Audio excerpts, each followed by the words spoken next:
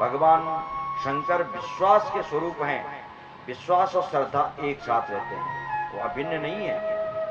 भागर्था विव संपृक्तो भागर्थ प्रतिपत्तये जगतः पितरो वंदे पार्वती परमेश्वरो। जिस प्रकार शब्द और अर्थ अभिन्न है, शब्द में ही अर्थ छिपा हुआ है, अभिन्न एक ही है।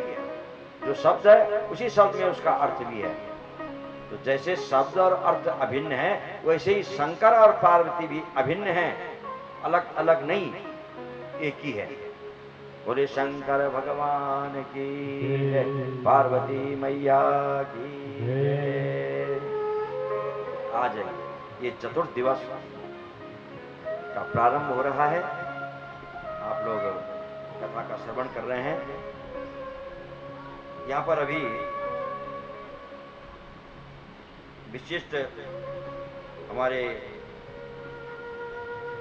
गुरुजन पधारे हैं श्री लक्ष्मण विद्यालय इंटर कॉलेज देहरादून से।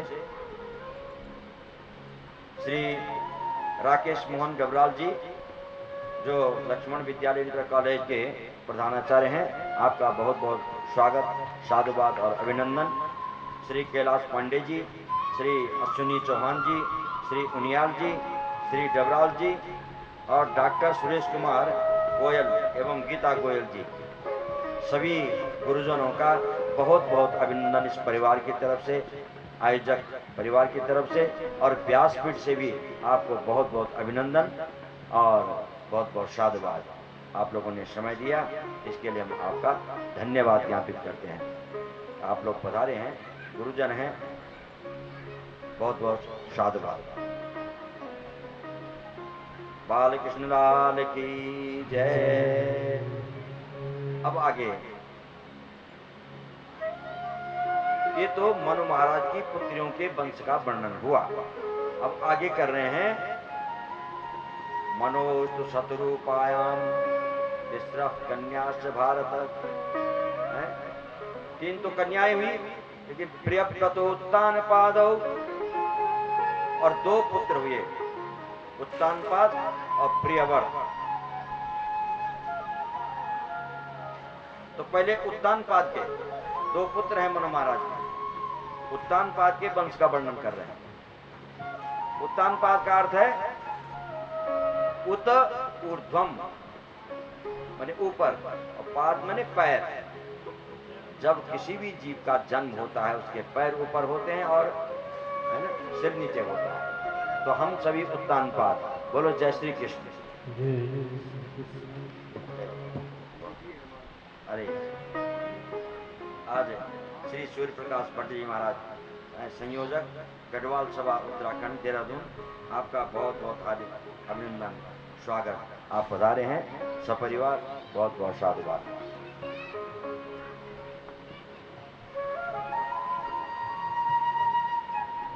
और उत्तानपाद,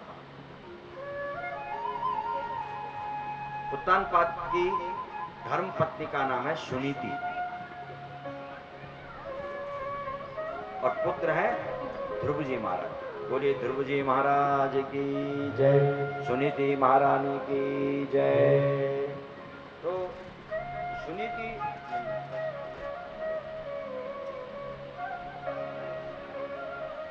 सुनीति उत्तानपाद की धर्मपत्नी। साधुवाद, बहुत बहुत धन्यवाद। हमारे गांव के पूर्व प्रधान श्री मुरारी लाल जगुड़ी जी पधारे हैं, आपका बहुत बहुत स्वागत, बहुत बहुत अभिनंदन, साधुवाद, धन्यवाद। ताली बजाइए, तालियों से स्वागत। यदि किसी का नाम लेते हैं तो तालियां बजानी चाहिए। बाल कृष्ण लाल की जय। तो सुनीति, धर्म पत्नी सुनीति, सुष्ठुर नीति यस्या, जिसकी नीति सुंदर हो उसका नाम सुनीति। सुंदर नीति है जिसकी। लेकिन उत्तानपाद जी कहीं किसी राजकुमारी पर मोहित हो गए और उसको पत्नी बना करके घर में ले आए। उसका नाम है सुरुचि। सुरुचि को घर में ले आए। सुरुचि का मतलब होता है मनमानी रुचि। ये कथा हमारी है, जीव मात्र की कथा है। हम जब अपनी मनमानी करते हैं, अपनी रुचि के अनुसार करते हैं, तो हमें फिर अधोगामी होना पड़ता है, हमारा पतन हो जाता है मनमानी करने से। न शास्त्रों की हम माने, न गुरुजनों की माने, न आप्त वाक्यों की माने, तो पतन होना निश्चित है। दुनिया में क्या नहीं उपलब्ध है। हमारे लिए मार्गदर्शन के लिए शास्त्र उपलब्ध हैं, गुरुजन उपलब्ध हैं, विद्वान लोग हमारे पास पर्याप्त हैं। तो उनके मार्गदर्शन पर हमको चलना चाहिए। और मनमाना हम काम करेंगे, मनमानी रीति से, मनमानी ढंग से चलेंगे, तो फिर तो पतन होना निश्चित है।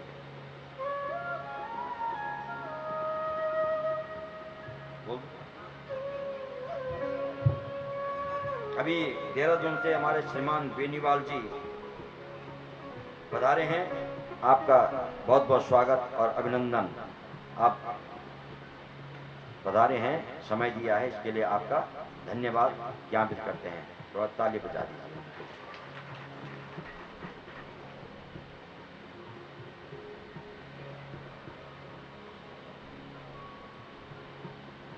तो और सुनीति पर सुनीति को अपनाओगे, सुनीति, हम अच्छी नीति का उपयोग करें तो हम गिर नहीं सकते हैं, हमारा पतन नहीं हो सकता है, हम अच्छे मार्ग पर चलेंगे। लेकिन उत्तानपाद ने क्या किया? सुरुचि को अपना लिया और सुनीति को घर से निकाल दिया। बोलो जय श्री कृष्ण। हाँ, छोटा सा बालक ध्रुव, उसके सहित सुनीति को घर से निकाल दिया। सुनीति बहुत विचारवान स्त्री है, महान है। वो सोचती है पति परमेश्वर, अगर आपकी खुशी इसी बात में है तो मैं सहर्ष घर से चली जाती हूं। और जाती है, कहां जाती है? संतों के सानिध्य में जाती है, सत्संग करती है। क्यों सत्संग करती है? क्योंकि बालक का निर्माण करना है, भविष्य का निर्माण करना है। बालक सत्संग में रहेगा, सत्संग करेगा तो बुद्धि सुधर जाएगी और विकास करेगा, आगे बढ़ेगा। हाँ, इसलिए सत्संग में बालकों को भी लाना चाहिए। थोड़ी बहुत व्यवधान पैदा करते हो तो कोई बात नहीं, बालक तो भगवान का रूप होते हैं, लेकिन सत्संगों में बालकों को अवश्य लाना चाहिए, ताकि कुछ न कुछ उन पर संस्कार पड़ेंगे और कुछ न कुछ उनकी बुद्धि सुधरेगी। आना चाहिए, सत्संगों में लाना चाहिए। सत्संग करती है, ध्यान देने लायक बात है, सत्संग करती है। अब महात्माओं के साथ में रहती है, महात्मा लोग बड़े प्रसन्न है, बेटी हम आपसे बड़े प्रसन्न है। सेवा करती है महात्माओं को, संतों की सेवा करती है। महात्मा बड़े प्रसन्न, वरदान मांगो। बोले प्रभु वरदान क्या मांगना, बस आपका आशीर्वाद बना रहे, यही बहुत है। और अगर देना ही चाहते हो तो मेरी जो सौत आई घर में, जिसका नाम है सुरुचि, है ना, उसका भी बालक हो जाएगा। बोलो जय श्री कृष्ण। आप लोग ध्यान नहीं दे रही है। सुनीति ने क्या वरदान मांगा? मेरी सौत का भी बेटा हो जाएगा।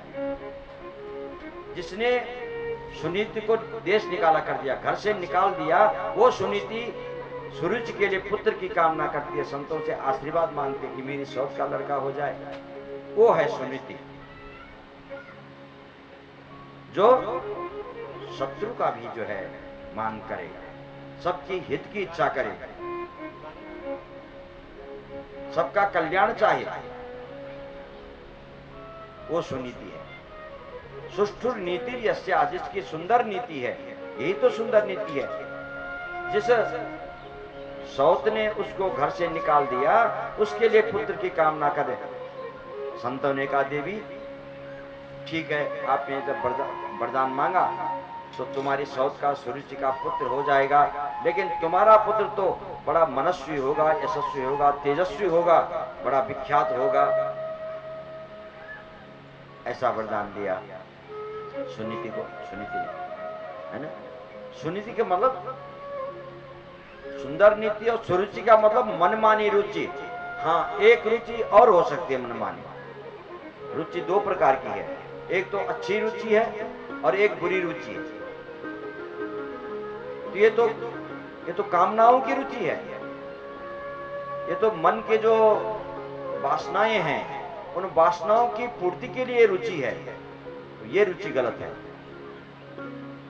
और अगर सुंदर रुचि हो, जैसे हमारे गोस्वामी जी कहते हैं, प्रारंभ में ही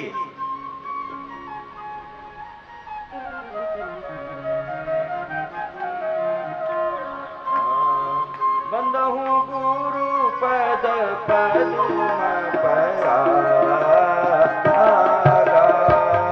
बंदहूं गुरु पद पद्म परागा,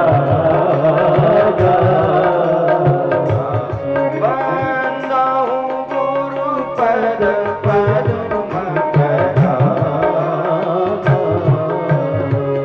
बंदहूं गुरु पद पद्म परागा, सुरुचि सुवास सरस अनुरागा, सुरुचि सुवास सरस अनुरागा।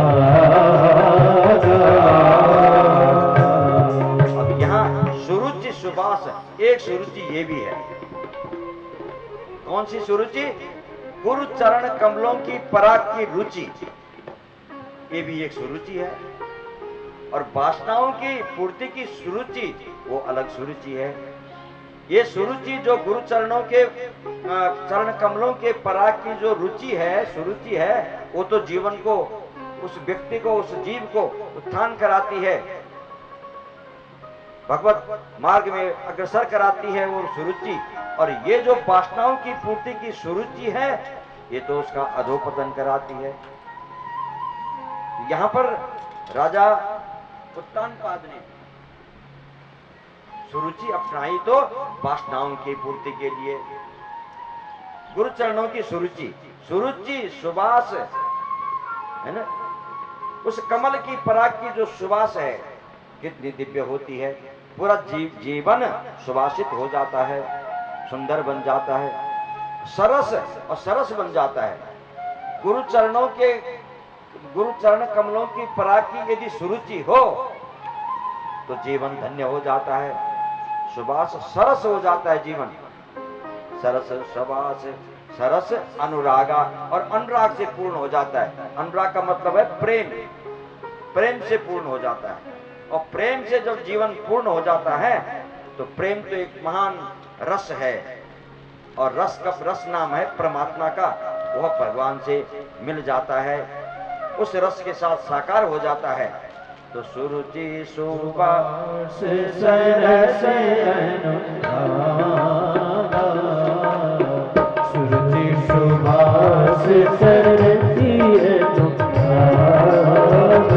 लेकिन यहाँ पर ये सुरुचि नहीं, यहाँ पर ये वासनाओं की पूर्ति के लिए रुचि है उत्तानपाद जी, इसलिए उनका पतन निश्चित है।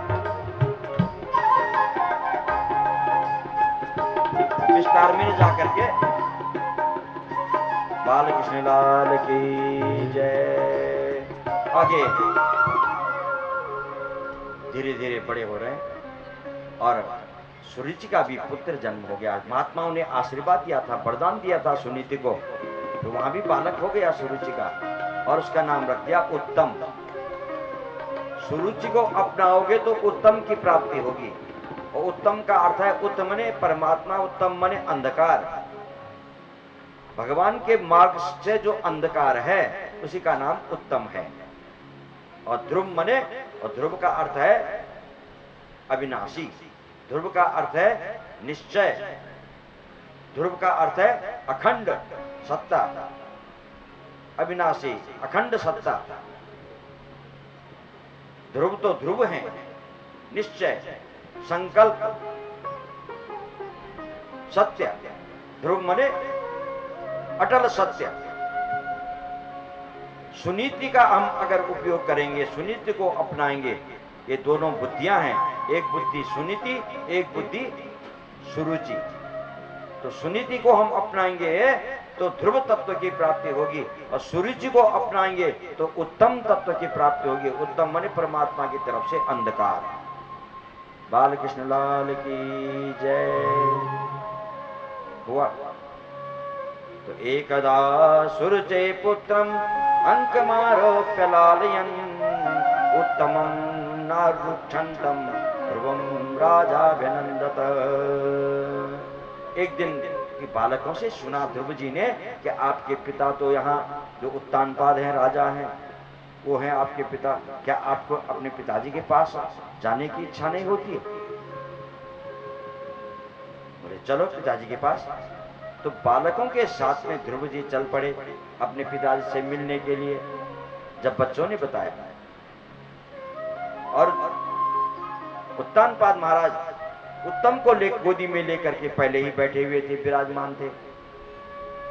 अब ध्रुव भी पहुंचे और पिता की गोद में बैठने के लिए जैसे लालायित हुए, तब तक सुरुचि ने रोक दिया और फटकार लगा दिया। यदि इच्छसे ध्यासनम उत्तमो यथा, तुम अगर राजा की गोद में बैठना चाहते हो, है ना, तो तपसाराध्य पुरुषम तस्सेवानुग्रहेण में गर्भे तुम साधियात्मानम यदि इच्छसे निपासनम। ये तुम राजा की गोद में बैठना चाहते हो तो पहले मेरे गर्भ से जन्म लो और तब तुम राजा की गोद में बैठ सकते हो, अन्यथा नहीं। जाओ, हटो यहां से, भगो यहां से। ध्रुव को फटकार लगा दी। ध्रुव रोता हुआ वापस चला गया, रोते रोते मां के पास पहुंच गया। अन्य जो साथ में बच्चे थे उन्होंने सारी कहानी बताई। राजा तो स्वीकार कर भी रहे थे, लेकिन सुरुचि ने मना कर दिया, नहीं तुम राजा की गोद में बैठने के योग्य नहीं हो। अब सुनीति क्या कहती है, सुनिए, सुनने लायक है। सुनीति क्या कहती है? मां मंगलम तात परेषु मस्ता, है ना, अजोत तिष्ठत खलु पारमेष्टम। बेटा सत्यम सुरुच्याभीतम भवान में यद्दुर्भगाया उदरे गृहीतः। सुनीति कह रही है, वास्तव में मुझ अभागिनी के गर्भ से तूने जन्म लिया है, इसलिए तू राजा के गोद में नहीं बैठ सकता है। मैं जैसी तेरी मां हूं वैसी मां सुरुचि भी है। हाँ, तो मां से क्रोध नहीं करते, परंतु मैया मां ने यह भी कहा कि तुम पहले तपस्या आराध्य पुरुषम, जंगल में जाओ, तपस्या करो भगवान की, तब मेरे गर्भ से जन्म लो। जन्म ऐसे थोड़ी मिलता है, पहले ये शरीर छोड़ना पड़ेगा, मरना पड़ेगा, तब तो दोबारा जन्म होगा। कोई बात नहीं बेटा, उसने तुम्हें सही रास्ता बताया है, वो भी तो मां है तुम्हारी। देखो सुनीति, इसका नाम सुनीति है, हर बात का उल्टा अर्थ करती है, सही अच्छा अर्थ करती है। अरे जंगल के लिए भेज रही है तुमको, परमात्मा से मिलने के लिए भेज रही है, तो अच्छा तो कर रही हो। और वो परम पिता हैं, परमात्मा, अगर तुमको वो मिल जाए तो इससे बढ़कर क्या चाहिए किसी को संसार में। जाओ जंगल में जाओ और तपस्या करो, भगवान को प्राप्त करो, वही परम पिता है सबके। बालकृष्ण लाल की जय। कितना उसने अपना हृदय मजबूत किया, एक 5 वर्ष के बालक को वन में धकेलने के लिए प्रेरित कर दिया। जाओ, कहां मिलते हैं? बोले सर्वत्र, हरि व्यापक सर्वत्र समान।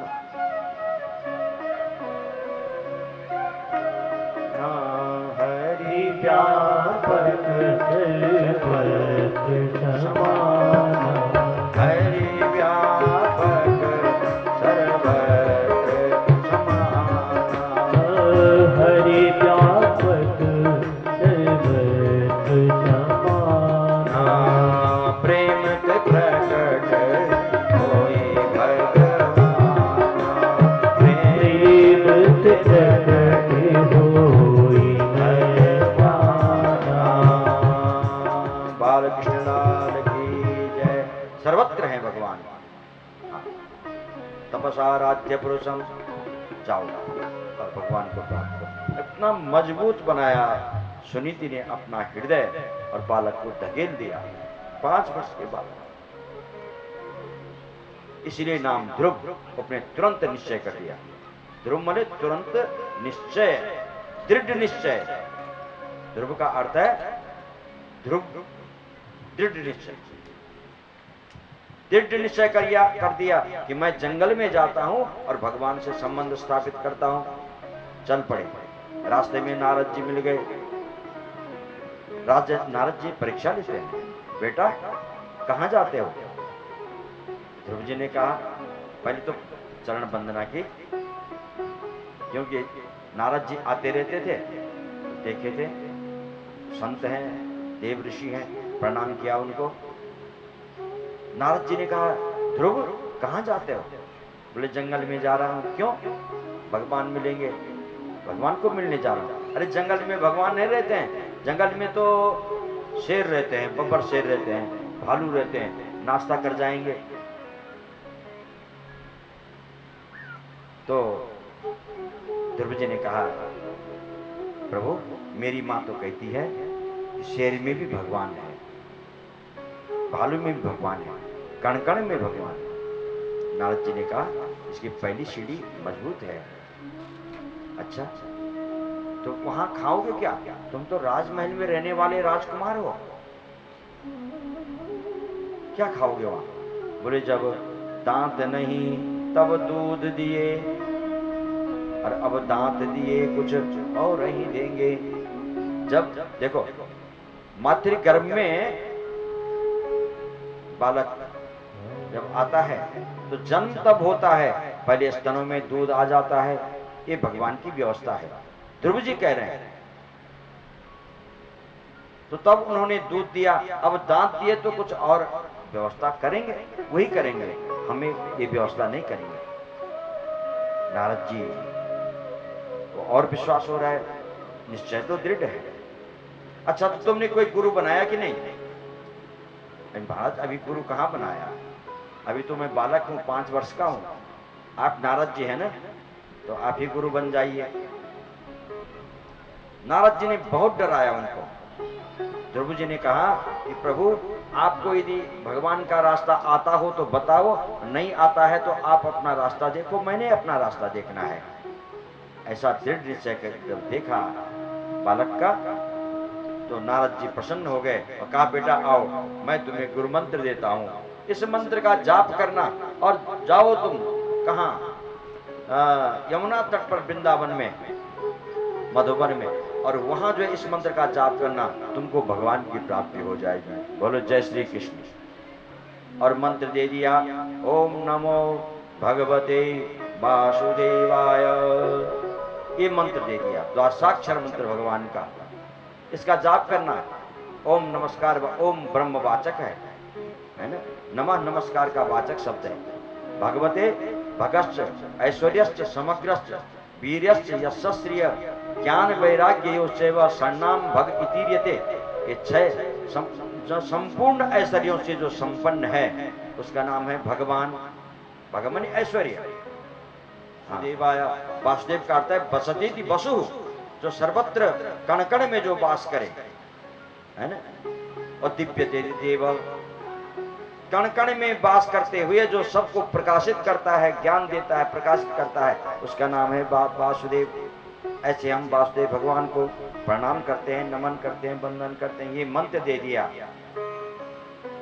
और भरत जी, ध्रुव जी इस मंत्र का जाप कर रहे हैं। चल पड़े नारद जी का चरण स्पर्श करके, क्योंकि गुरु का होना जीवन में अति आवश्यक है। बिन गुरु भव निधि तरहि न कोई। बिन गुरु भव निधि तरहि न कोई। बिन गुरु भव निधि तरहि न कोई। बिन गुरु भव निधि तरहि न कोई। जो शंकर सम होई। जो बिरंच शंकर सम होई। जो बिरंच शंकर सम होई। जो बिरंच शंकर सम होई। बिना गुरु के इस भवसागर से पार नहीं जाया जाता है। गुरु अब जीवन में अवश्य बनाना चाहिए।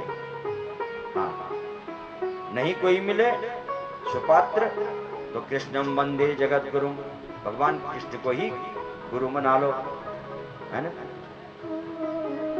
या भगवान शंकर को, शंकर सभी आचार्यों के, सभी संप्रदायों के गुरु हैं, शंकर को गुरु मान लो। या श्री हनुमान जी को ही गुरु मान लो। बोले बजरंग बली हनुमान जी महाराज की। लेकिन गुरु अवश्य बना, स्वीकार करना है। गुरु बना लिया हमने, इसको गुरु शंकर को बना लो, कृष्ण को, कृष्णम वंदे जगत गुरु, है ना, अवश्य बनाना चाहिए। और इस मंत्र का जाप करते हुए ध्रुव जी चल पड़े। आइए हम भी ध्रुव जी के साथ में मंत्र का जाप करें। साथ में चल पड़े ध्रुव जी मधुबन में, वृंदावन में और यमुना तट पर उस मंत्र का जाप करते हुए ओम नमो भगवते वासुदेवाय। ओम नमो भगवते सब गाइए, वासुदेवाय। ओम नमो भगवते वासुदेवाय। ओम नमो भगवते वासुदेवाय। जय जय ओम नमो भगवते वासुदेवाय। ओम नमो भगवते वासुदेवाय। अब ध्रुव जी ने अन्न जल त्याग दिया। अन्न त्याग दिया। क्या करते हैं? बोले 3 दिन तक कुछ नहीं खाते हैं, है ना। त्रिरात्रांते चित्रांतरांते कपित्थ वरदासनः आत्मविद्यानुसारेण आत्मासम निन्नेर्जयन् हरिम। 1 महीने तक ध्रुव जी ने क्या किया? केवल बेर के जो फल हैं वो खाए मात्र, वो भी तीसरे दिन त्रिरात्रांते तीसरे दिन बेर के फल खाते हैं और बाकी जब निरंतर चल रहा है ओम नमो भगवते वासुदेवाय। ओम नमो भगवते वासुदेवाय। जय जय ओम नमो भगवते वासुदेवाय। ओम नमो भगवते वासुदेवाय। द्वितीयं च नयनमासं षष्ठेर्भगो दिने तीर्णपर्णादिविशेषे मासं निन्नेर्जयन् हरिम्। अब ध्रुव जी का दूसरा महीना जैसे प्रारंभ हुआ, अब तो ध्रुव जी ने फल खाने भी छोड़ दिए। अब क्या खाते हैं? बोले पेड़ों के नीचे जो पत्ते गिरे हैं उन पत्तों को लेते हैं, उन पत्तों को खाते हैं, वो भी छठे दिन। षष्ठेर भगो दिने, छठे दिन, 6 दिन तक कुछ भी नहीं, 5 दिन तक कुछ नहीं, छठे दिन उन पत्तों को खाते हैं। ओम नमो भगवते वासुदेवाय। जय जय ओम नमो भगवते वासुदेवाय। ओम नमो भगवते वासुदेवाय। ओम नमो भगवते वासुदेवाय। द्वितीयं च नयनमासं नवमे हनि भक्तोत्तमश्लोक उपाधाव समाधिना। जैसे ध्रुव जी का तीसरा महीना शुरू हुआ, अब तो छठे दिन महाराज वो पत्ते खाने भी छोड़ दिए। अब तो 9वें दिन क्या खाते हैं? बोले अब भक्षक थोड़ा जल ले लेते हैं, और वो भी 9वें दिन। 9वें दिन में थोड़ा जल लेते हैं और फिर जब चल रहा है चतुर्थम अभिमय मासम द्वादशे हनि वायु भक्ष श्वासो ध्यायं देवम अधार्यम। और जैसे ध्रुव जी का चौथा महीना शुरू हुआ, अब तो महाराज 9वें दिन जो जल लेते थे वो जल खाना भी छोड़ दिया। अब क्या कर रहे हैं, तो थोड़ा वायु का पान कर रहे हैं, हवा का पान कर रहे हैं, और वो भी 12वें दिन, द्वादशे हनि, 12वें दिन थोड़ा हवा का पान करते हैं। ओम नमो भगवते वासुदेवाय, जय जय। ओम नमो भगवते वासुदेवाय। ओम नमो भगवते वासुदेवाय। ओम नमो भगवते वासुदेवाय। पंचमे मासनुप्राप्ते चितश्वासो नृपात्मजः ध्यायन् ब्रह्मपदैकेन तस्थो स्थाणुरिवाचलः। जैसे 5वें महीना शुरू हुआ तो वायु जो वायु था सारा प्राण वायु उसको पी गए ध्रुव जी। बोले बाल कृष्णलाल। हाँ बोल दिया, नाम तो बोल दिया। बहुत बहुत धन्यवाद, साधुवाद आपका, बहुत बहुत साधुवाद, अभिनंदन है आप सभी का, बहुत बहुत साधुवाद। बैठिए।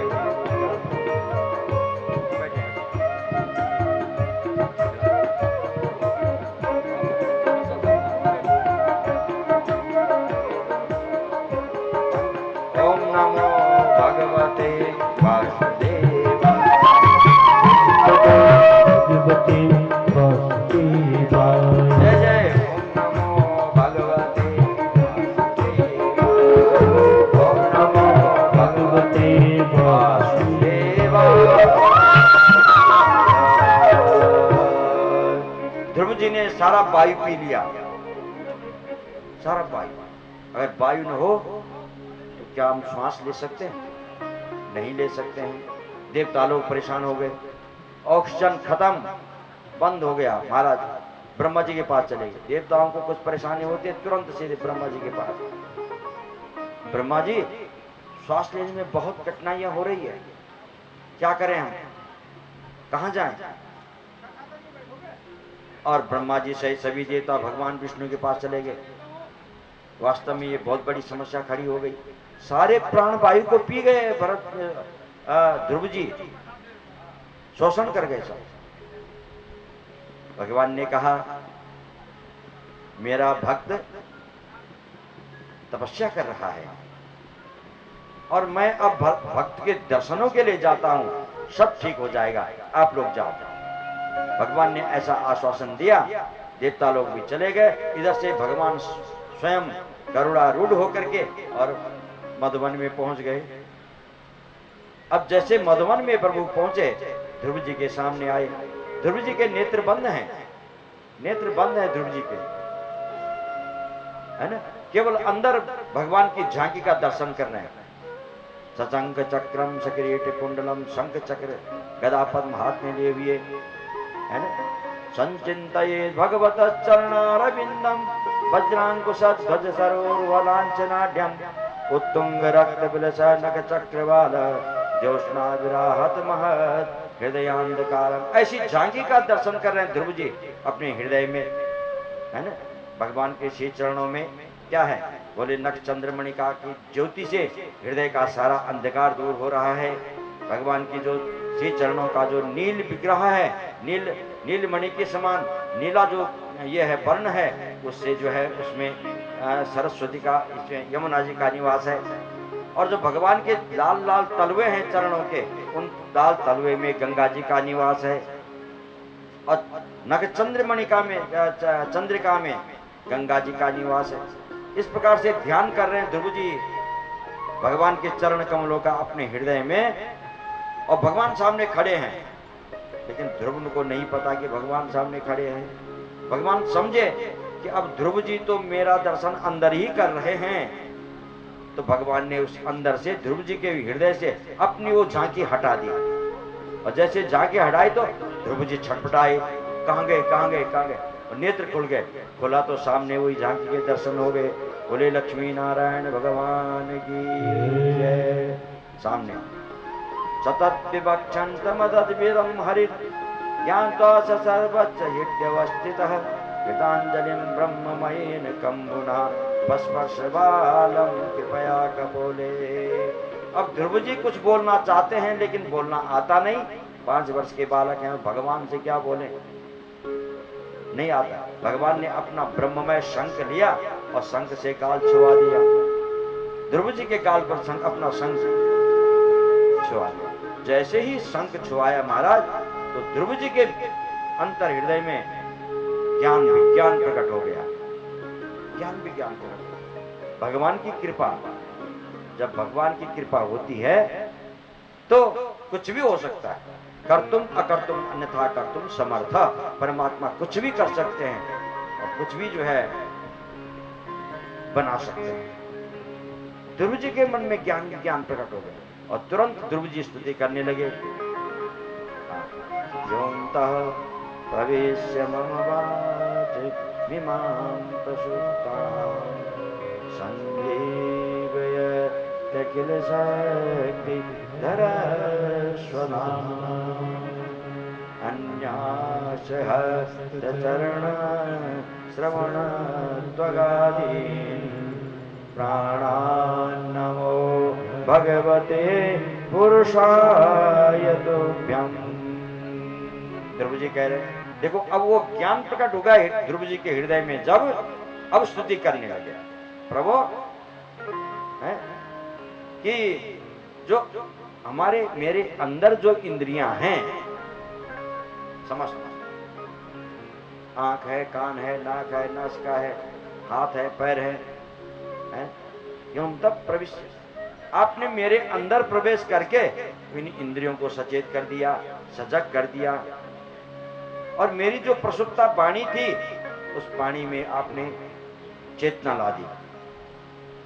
मैं बोल कहां सकता था, लेकिन एवं तब प्रविश्य मम वाच मिमाम प्रसुप्ताम, मेरी जो सोई हुई वाणी थी उस वाणी को आपने जगा दिया। अब मैं आपकी स्तुति कर सकता हूं। संजीव यत्य किल शक्तिधर स्वधाम्ना अन्यास्त हस्त चरण, चाहे हाथ हो चाहे पैर हो, कुछ भी हो, जब तक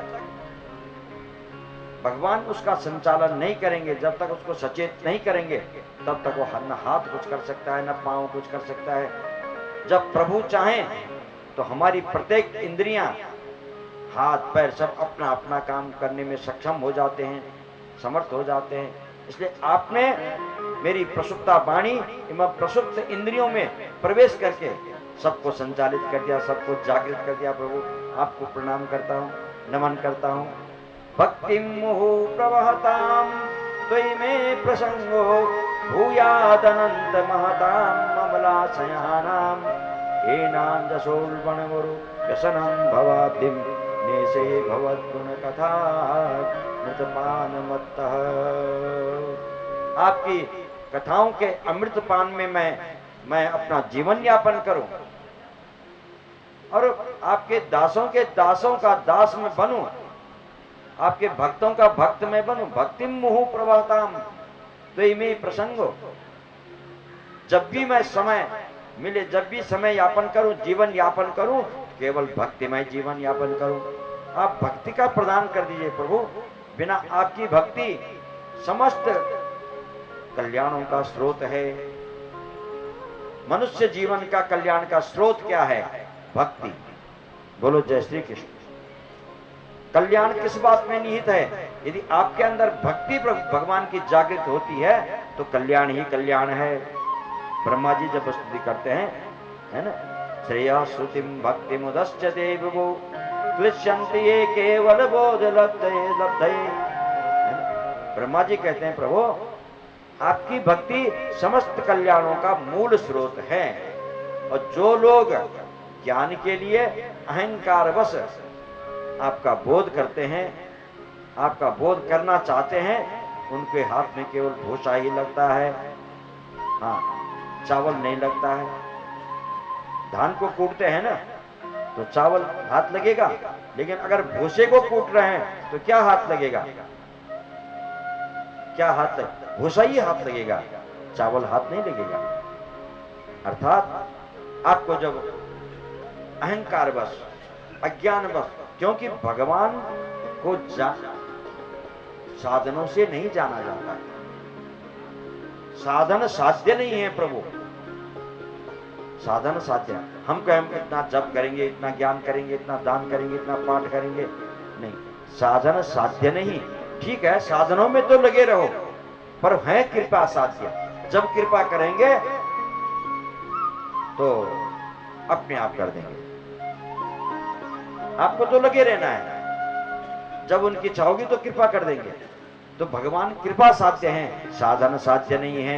हम में कोई सामर्थ्य नहीं हम उनको प्राप्त कर सके। भक्ति मोहो प्रबहतां त्वयि मे प्रसंगो भूयात् अमलाशयानां हेनाञ्जसोर्वणमरु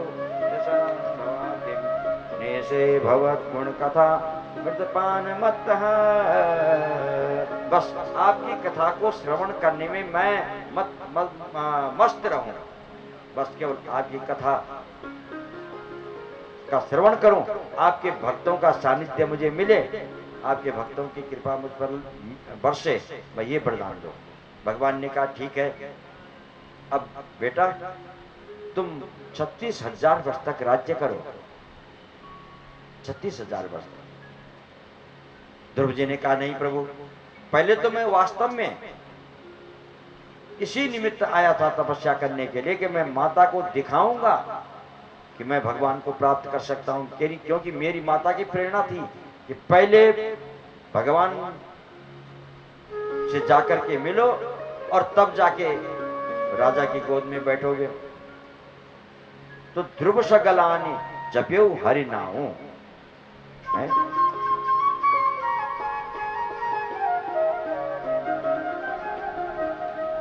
ध्रुव सगलानि जप्यो हरि नाऊ, ध्रुव सगलानि जप्यो हरि नाऊ, पावा अचल अनुपम ठाऊ, पावा अचल अनुपम ठाऊ,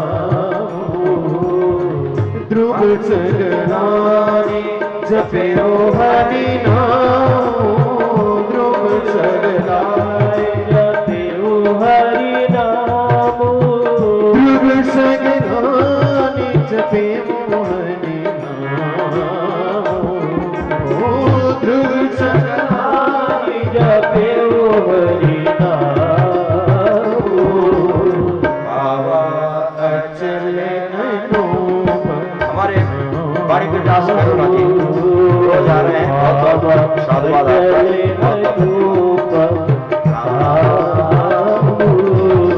श्री राम जय राम जय जय राम, श्री राम जय राम जय जय राम, श्री राम जय जय राम, श्री राम जय राम जय जय राम।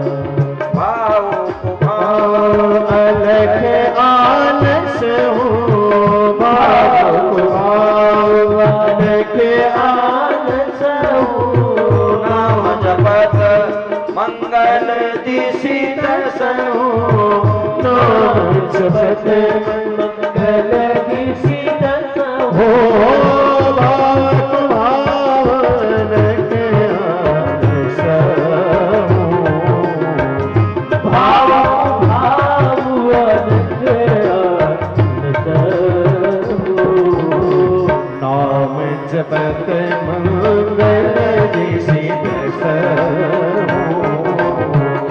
भाव जपत मंगल दिशित हो, नाम जपत मंगल दिशित हो, भाव जपत मंगल दिशित हो। बाल कृष्ण लाल की जय। ध्रुव सगलानि जप्यो हरि नाऊ। हाँ, ग्लानि से भगवान की भक्ति की ध्रुव जी ने। क्यों? कि भी माता के बाणों से आहत होकर के ध्रुव जी ने सोचा कि मैं मां को दिखाऊंगा, मैं क्या कर सकता हूं। लेकिन आज जब प्रभु मिल गए, अब वो ग्लानि हट गई मन से। ध्रुव सगलानि जप्यो हरिया, पावा अचल अनुपम। भगवान ने वरदान दिया, बेटा जहां सब नक्षत्र सूर्य चंद्रमा सब तुम्हारी परिक्रमा करेंगे, तुमको वो अचल, तुमको वो ध्रुव लोक मिलेगा, तुम्हारा स्थान वो होगा, वो दिव्य स्थान होगा, है ना। पावा अचल अनुपम भाव, भगवान की कृपा से उनको वो स्थान मिल गया। 36,000 वर्ष राज्य।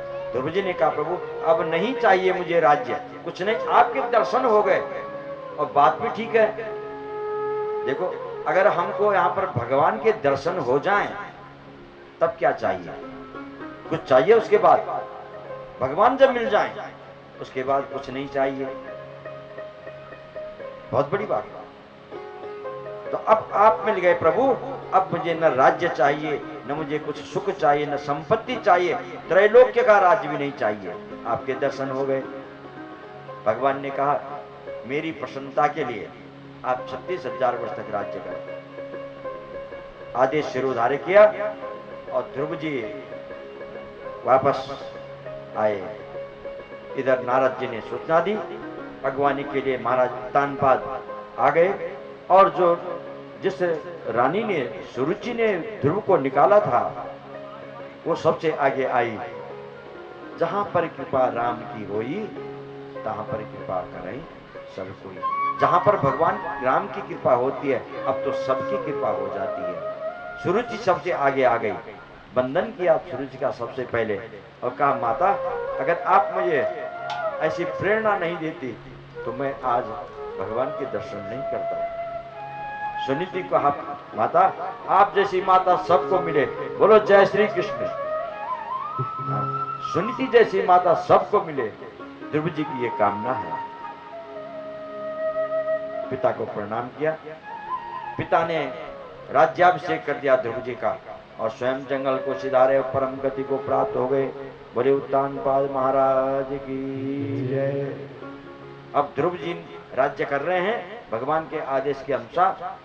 ध्रुव जी के और जो भाई हैं उत्तम, उन्होंने यक्षराज के यज्ञ का उद्यान उजाड़ा, उनसे युद्ध हुआ कुबेर के सैनिकों से, उत्तम मारे गए।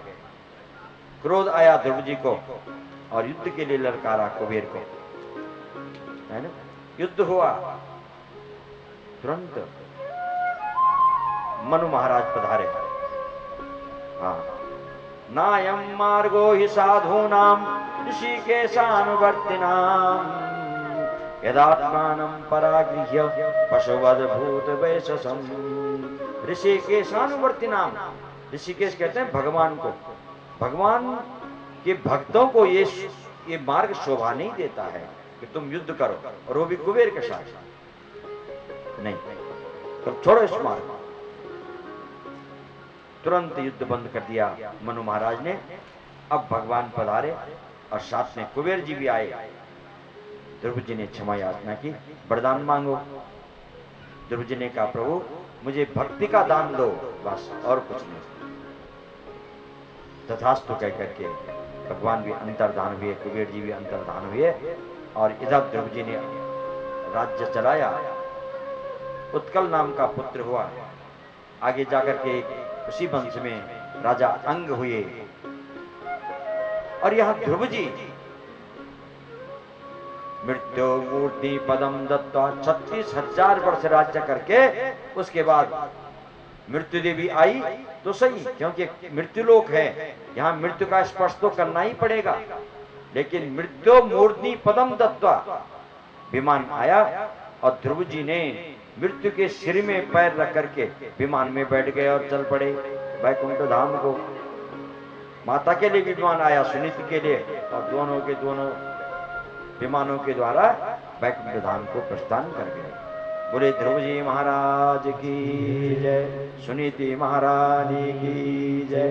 तो सुनीति जो अपनाएंगे, सुनीति जैसी बुद्धि सबकी हो, ऐसी मंगल कामना के साथ में माता सुनीति को प्रणाम करते हुए अब इस वंश में आगे राजा अंग हुए। अंग के बेन हुए। बेन बड़े दुराचारी राजा थे। हो जाता है किसी पवित्र वंश में कभी कभी दुष्ट राजा भी पैदा हो जाते हैं। बेन बड़े दुराचारी थे। न हो तव्यम ददातव्यम न हो तव्यम दुजा क्वचित। हाँ, कोई हवन नहीं करेगा, कोई यज्ञ नहीं करेगा, कोई दान नहीं देगा। क्यों? अरे मैं ही ईश्वर हूं, मैं ही परमात्मा हूं, मेरी पूजा करो। भगवान का साधुवाद किया और महाराज बेन को चाहा। ऋषियों ने, ब्राह्मणों ने समझाया, नहीं माने तो ब्राह्मणों ने क्या किया? मंत्र शक्ति के प्रभाव से उनको